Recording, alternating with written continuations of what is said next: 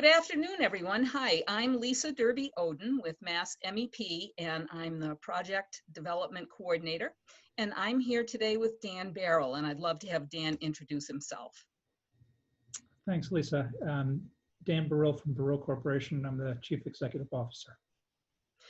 Thank you, Dan. And I just noticed I need to correct how I pronounce your last name and the company name. So thank you for that. That's all right. I've been called worse.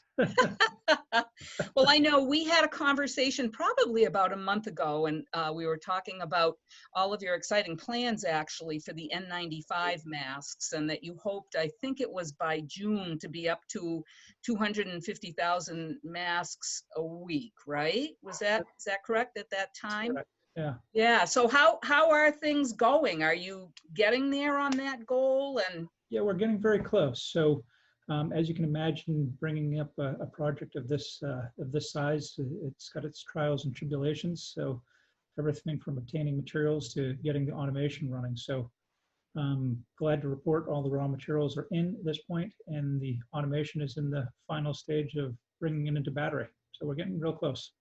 oh, that's pretty exciting, really, I would think. And especially since even though everybody's sort of reopening up to some capacity, it doesn't mean that COVID-19 is going away. And certainly the N95s are going to be in very high demand for a long time, I would guess.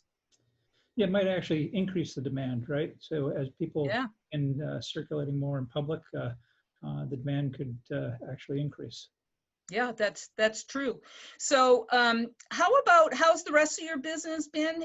Are you you must have other business projects you're still working on, and have you been up or down or level, and how's all that going? It's been up. So Baril Corporation Excellent. makes single-use medical devices, and all of those are still very essential. So Yeah. if you need an advanced wound care product, you need an advanced wound care product, not a luxury item. So that business is still going well. Some of it, is elective surgery. We've seen a little bit of a dip there, but it's been more than made up with the other programs, and especially things that are on the peripheral of COVID-19, like pulse oximetry. Wow. Well, that's great to hear. I know that we've heard from other companies that the employees, that's a big concern for everybody, and just sort of the emotional tone of how things have changed over the course of this. Do you have anything you'd like to comment on about that? I have a fantastic crew here at Baril Corporation, and they're really pulling with everything they got. And I think everybody's just very happy that, they're seeing friends and family that have been laid off, and some really hard times out there. And they're, I think, very thankful to be working. And during these times, it can seem very out of control. Everything's going on. Here at Baril Corporation, you get to fight back a little bit against this, which is good. I think that makes makes a big difference for employees. I think we hear that from the other employers as well, who are producing PPE or other things that are important to the COVID-19 solutions, and how proud all the employees are to be part of that solution. So that's great. And it's not only the employees here at Baril Corporation, but it's all the people that are supporting the programs like this too, the suppliers and stuff. Everybody is really doing incredible work out there. It's really some amazing stories coming out of this. Yeah, I really love that, because like at a time where things can certainly be so up and down, and it gives me goosebumps to hear that. So I really love that. So do you have a crystal ball, a view ahead of maybe what your next 3 months might look like, the next 6 and 12 months? I think for the next 3 months, we're going to remain very, very busy as we bring these PPE programs into full production. You'll see a little bit of a shift from engineering over to production, but the company as a whole, I think, is going to remain very busy. Some of those programs that had a little bit of softening in the first and second quarter for non-essential surgeries, I think are going to be back in the third and fourth. So yeah. I think we're going to see a very strong year for Baril Corporation this year. Excellent. That's really great. So as we've made our way through all of this, have you stumbled on any legislation that has maybe been a little bit of a stumbling block for dealing with this issue? Or conversely, are there any rules, regs, or legislation that you think might be helpful in a situation like this again? You know, even the government's been great too to work with through this. Everybody's doing their part. You talk to the folks at NIOSH as getting through the regulation. They're expediting all of these approvals.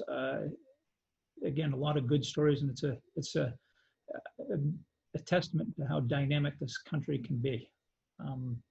But I think moving forward, there's fantastic stories. People coming out of retirement. There's to help with this program. There's all sorts of really neat stories, but it shouldn't necessarily be this exciting. It's like an airplane ride. You don't want an exciting airplane ride. You want a really steady state airplane ride. And I think that you could use almost like the VA as a model, where you're considering these medical devices almost like our military.